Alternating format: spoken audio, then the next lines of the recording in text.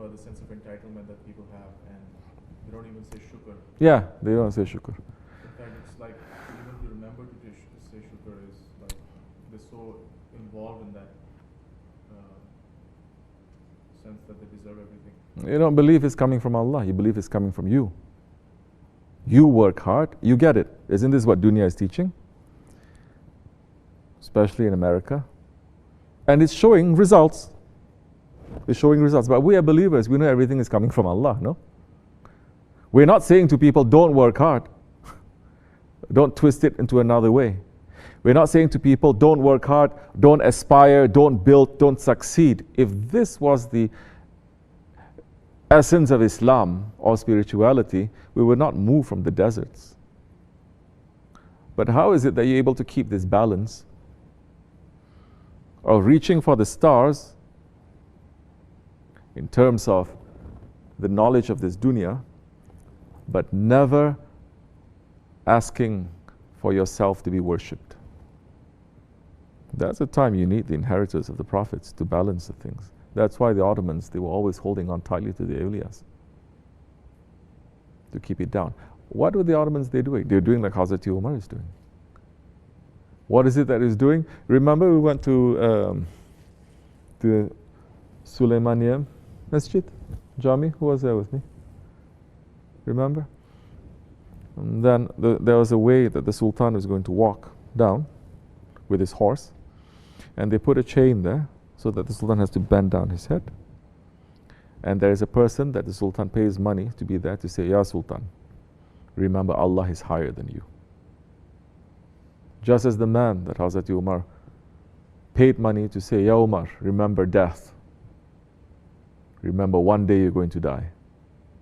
This man is like this, he's reminding like this. Man is like this, they're reminders, zikr, reminders. You understand? More you're reminding, more you will be humble, but you will aspire. You will do things. You will run to do things.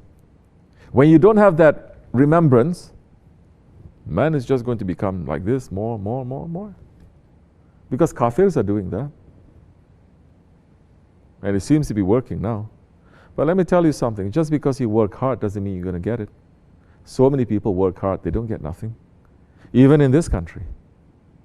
So many people, they don't work hard at all, and they get everything. So what now is that logic? So yes, if you don't have reminders around you, people who are grateful, and it becomes a system of living, a lifestyle, man will forget. Allah is saying, men, majority of them, most of them, they are what? Ungrateful, and they forget. That ayat that we mentioned in the khutbah is heartbreaking, no? Why is it heartbreaking? Allah subhanahu wa ta'ala Jalla Jalaluhu is saying, I created the sun and the moon and everything for you, but mostly they are ungrateful.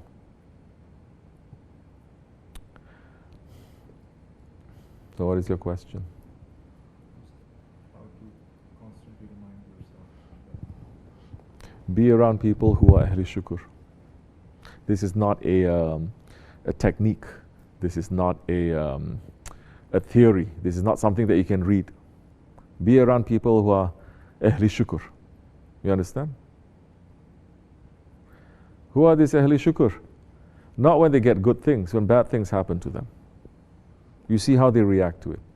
You see whether they smile or they're going to cry, whether they're going to complain or they're going to be patient. Then learn from that. Everybody knows how to behave. Everybody knows how to be shukr when something nice happens for one split second. But be around those ones that they know how to behave in those situations. Watch them. Like I said, then learn their techniques. How they are patient. Because they'll learn from someone, that one learned from someone, that one learned from someone, and they all learn from the inheritors of the prophets. Because there's no way that you'll be able to have sabr if you are not holding on to ya sabur. If not, then you're just going to learn some techniques that it doesn't work for you. And to be able to get that, it'll take some time. It's not so easy.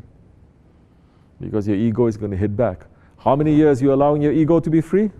At least say, that many years my ego is going to fight back to me. Don't think, oh, I took bayat, I took shahadat. It's a miracle. Everything is going to change. No, it's not.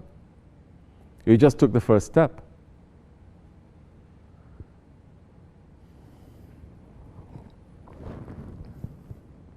And that first step you took, you may untake it too. Prophet ﷺ did not build this religion, or this ummah, or this spirituality with magic and with karamats. He did not. He's teaching mankind how to use their will. You understand? So use our will. Watch them, be with them. That's why Allah is saying, be with the salihin. You know all this. Everything I'm telling you, you know already. It was one of the difficulties 8 years ago. I said, what can I say? Everybody knows already. What can I say on top of my Shaykh's words? I said, never mind. Let me just remind to myself. But everybody knows. But you have to be with those ones who are actually doing it. They are the knowers. They are the arif. Because they don't read. So one of the things that I was thinking, that usually the way they teach things in this time is first they go with the book knowledge and then they go into practice. Whereas it seems that the way you and in old times people have taught is first they start with some skill. And once you learn something, then they go into more theory, because now you can actually understand what the knowledge is, because you know something, you have some experience. In the first place, in the old days, although education is for everyone, but only a few are selected when they have high intelligence to actually learn and to study and to become better. You start off, as with everything else, apprentice. You become an apprentice. You don't go to school necessarily. Very few people. You apprentice. Apprentice means what? You observe the one who is doing it. And so you learn. You want to be a businessman, you sit next to your father who sells. You don't go to business school. Doesn't make sense. You learn everything, ins and out. And then later they say, now you may go to school to learn. And then that is knowledge on top of knowledge. But if you begin now with just a book knowledge, you don't have any real experience. You sit with someone. Every time we have book knowledge, whatever high university you come from, whatever degree that you get, you know that you always have to, in the beginning, apprentice anyway. Whether you're a lawyer, an engineer, or a doctor, you have to sit and you have to observe. And so many times you know, I mean, you went to medical school, you know that they'll laugh at you. They laugh at your knowledge. And the higher that you go, the more they say, now whatever you learn, you have to unlearn it. Yes or no? Whatever you learn, you have to forget it, because now you're reaching higher and higher.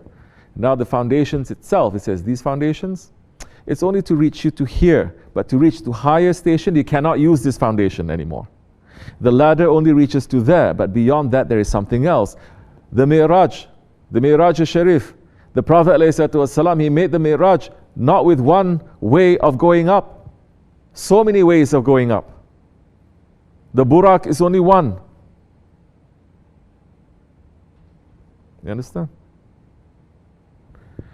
Then to reach out to the different paradises, to the throne of Allah is different. Then from Sidratul Muntaha is a different vehicle, different transportation he has to take. So it changes. Knowledge must change. And Allah subhanahu wa ta'ala is saying what? In the ayat that we quoted, Allah has covered everything with knowledge. Everything. Everything Allah has covered with knowledge.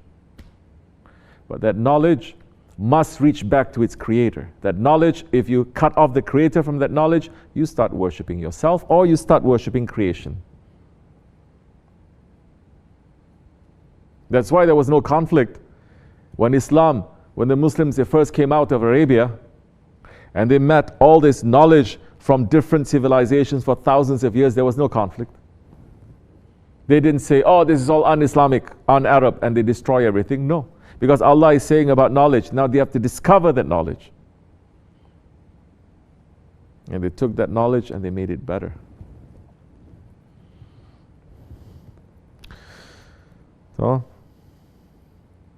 So people are saying, well, that knowledge you have to read from books. No. Well, aren't the holy books books? No. They're not. Why is he saying they're not books? They are made into a kitab, yes. But Allah subhanahu wa ta'ala did not send a book to Hazrat Musa that he is opening and he's reading. He did not send a book to Hazrat Dawood alayhi salam. The 100 suhufs that he sent to the prophets and the 4 kitabs he did not send as a book that they read and then they read. It came to their heart. And the ayats came, why? Especially with the Holy Prophet ﷺ. The ayats came, why? Just like that, just out of the blue? The ayats came as an answer, as an explanation, as an understanding of whatever that is happening around. So there is a context. Right? So, even in religious knowledge now, if you are going to take out the religious knowledge away from spiritual knowledge, which is the adab, because in the old days people had adab, you don't really have to go to spiritual schools. Let's leave tariqat out first, okay? They know not to read the Quran on the floor, for instance. They know not to cross over food, for instance. They know how to be humble, for instance. All these things, because everyone was practicing that. Spirituality is the essence of religion. So people were already practicing the essence. For those ones who are important for them to learn the religion, then they learn. But they're not separated from that adab. But once that whole worldview and world system of that adab is destroyed, and all you have is the religion, then that religion that you have is the most dry, the most easily manipulated, the most angry kind of religion that we have. This is what's happening. So people will run from 2 extremes. One extreme saying, no, we just have to have the law, nothing else. Or they run to the extreme, no, we don't want this rigid toughness of it. We just run to complete spirituality without anything. Both sides will fail. As the Prophet ﷺ is saying, my nation in the Akhir Zaman, they're going to run after the Jews and the Christians. In that manner, step by step. May Allah protect us from that. We have that. We're trying to get rid of it. May Allah forgive me, inshallah. Assalamu alaikum.